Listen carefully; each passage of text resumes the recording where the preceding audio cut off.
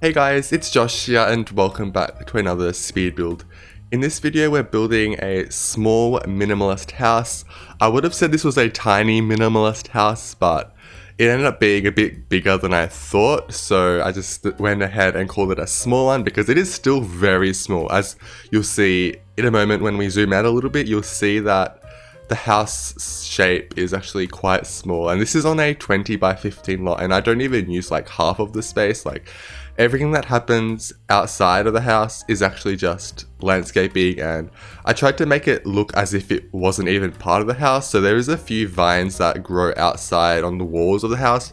Most of the landscaping, apart from the front yard, is just like as if it was a park or some sort of community space, because I just wanted to make this a small house. And because honestly, minimalist houses, they're not meant to be like these massive villas or anything. They're just meant to be these small houses that have a small footprint and they aren't too messy on the inside and they look very simple on the outside.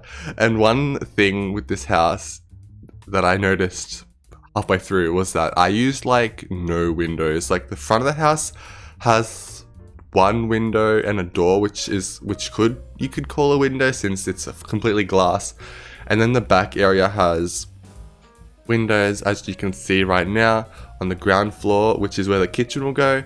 And upstairs there's a few windows on the back as well, which will be where the desk ends up going. And upstairs it's actually kind of half functional, since not half, maybe 1/3 of the upstairs area is like a balcony overlook, as you can see, and then the other half is, or the other 2/3 is the bedroom and desk area. So this is a still pretty small house. It might look a little bit big on the outside since it's a 2-story house, but as you just saw, the upstairs area has a balcony, so it's a little bit smaller than it looks from the outside.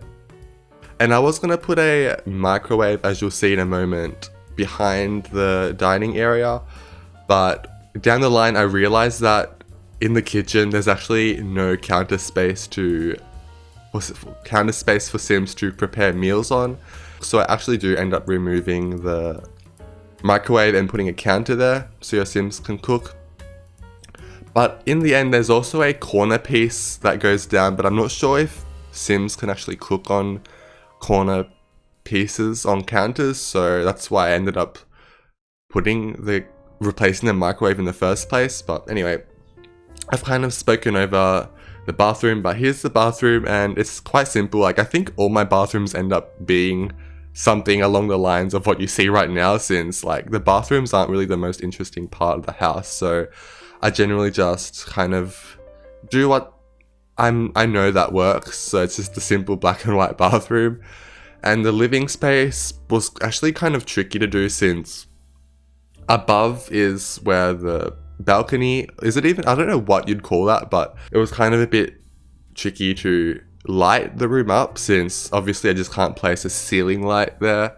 Although there is a ceiling light there right now, I generally always just place lights when I'm building and then work on the actual lighting once I've finished. And here I am trying to place some more windows down, and it kind of looked a bit odd to me because I was using a picture of a house as a sort of reference. So the front of the house, I saw a picture of it, and I thought this would be so amazing in The Sims. And to be honest with you guys, maybe it turned out a little bit more strange than I thought, since obviously when you try and build a real life house in The Sims, it doesn't always go to plan, since there's just certain things that just don't look right, certain things that look really strange. And I think this is one of those cases where the house looks a little bit strange in The Sims, even though it looks really stylish and modern in real life. But I think it turned out nice. Like, it's obviously not going to be for everyone, since this is less of a really generic modern house and more of like a very minimalist kind of unique style of house, since it has very minimal windows. And I love to build houses with windows, especially if they're modern. I just overuse those windows.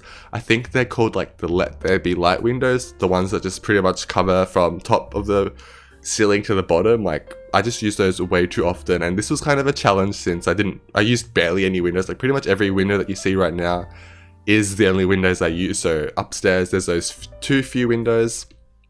Downstairs in the living space there's that one thin window above the well, not above, right next to the entrance door, and then the back area, the kitchen has a bunch of windows. Like, that's pretty much where all the windows are, the back of the house.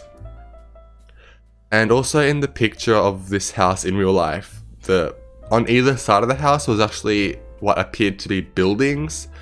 So like, it wouldn't have made sense to put windows there, otherwise you would have seen a brick wall.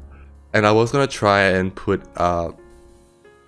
some glass roofs on top, but then I realized that it would have looked a bit strange, since I wish it didn't do this, but when you place glass windows right next to regular windows, I really want there to be like a seamless connection, but since this is Sims, you can't do that. So pretty much where the glass starts and the regular roof stops, there's a wall. So if you're looking at it from underneath, it just looks really weird. And here we are with the lighting now, and as I mentioned earlier, this was a pain, since I don't know why, but it was just so difficult to light the room with the wall-mounted light, since very few of them actually give off a decent amount of light, and all of the good ones actually point downwards.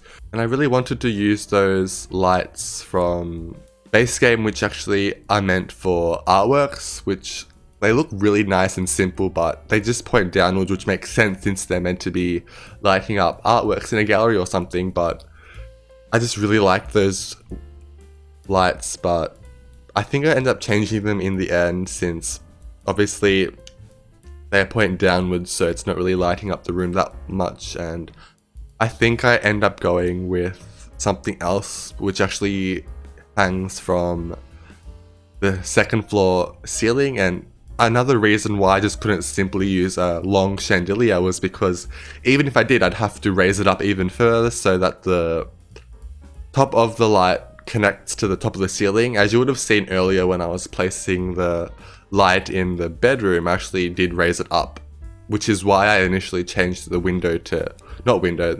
ceiling to glass, so I could actually see the top and line it up correctly with cheats.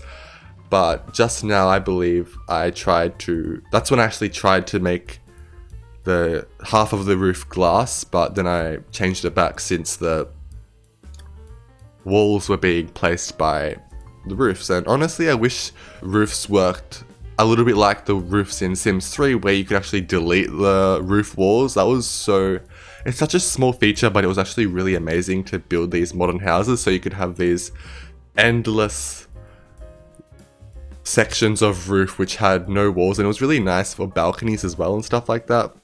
And also another fun thing is I placed some plants on the stairs, which I thought was really nice and suited the really minimal feeling of the house, since obviously we don't have any surfaces to place clutter on, so why not just use the stairs and place some of your decorations on. And I thought that looked really nice and unique because I haven't really done that before, so it was kind of fun.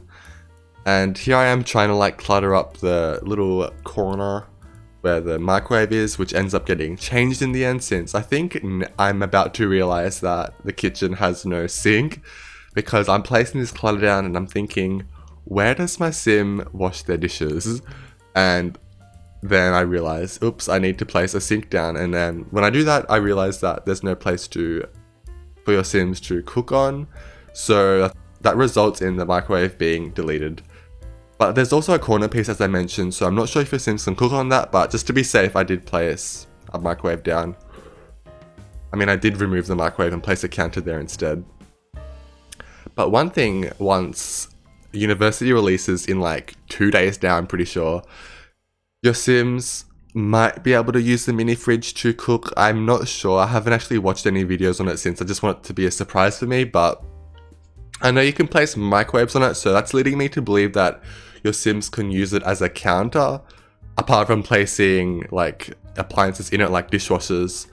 So I'm actually hoping that your sims can cook on it. So if that happens, maybe you can actually change the fridge to be the mini fridge, and your sims might actually be able to put the microwave back where it was in the dining space area, which I think would be really nice and simple. Like, honestly, if I waited to build this house until after I was about to say Get University. Once Discover University releases, like, all of the furniture would have been perfect for this house. From what I've seen, it is so minimalist and very IKEA. So, like, I think IKEA furniture is just pretty much all the time very simple and minimalist. So that actually would have been perfect, and don't be surprised if once University comes out, I end up building another minimalist house, since I'm just so excited to like start building with that pack, since it is so my style. Maybe not like the historic furniture that looks to be coming with the pack, but pretty much all of the stuff for Foxburg would be very my style, since it is so IKEA, very modern, very simple. It is like everything that I've wanted in The Sims.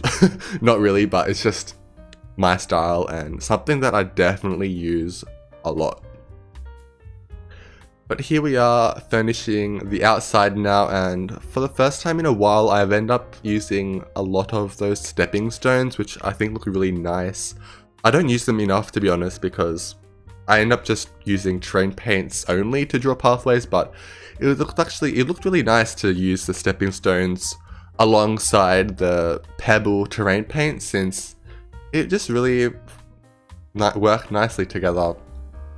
And it was just kind of like a small pathway around the back area, and I was going to do the same thing for the front, but it just kind of looked a bit odd to me, so I ended up changing it to have these two gardens on either side, with another small garden to the very left of the lot. And I actually do fence off the front of the house just so it's clear where the front of the house is and where like the community kind of like unused space is, since, as I mentioned, the footprint of this house is very small, and I wanted this to be a very small and tiny minimalist house, but it did end up being a little bit bigger than I initially planned, so I did end up just calling it a small house, not a tiny house, since it isn't very tiny, since it is actually a 2-story house. Maybe if it was 1 story, it could have been a tiny house, but it's 2-story, and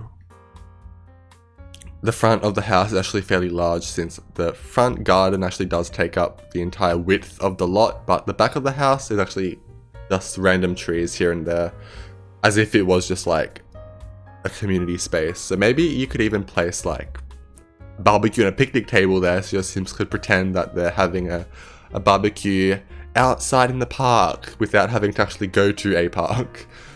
But anyway, apart from that, there's only really landscaping to be done and maybe a little bit more cluttering, but that's pretty much all there is to it. There will be screenshots at the very end of this video, so if you're interested in those, definitely stay tuned. But anyway, I hope you guys enjoy the rest of the video, and I'll see you guys next time. Have a wonderful day. Bye guys!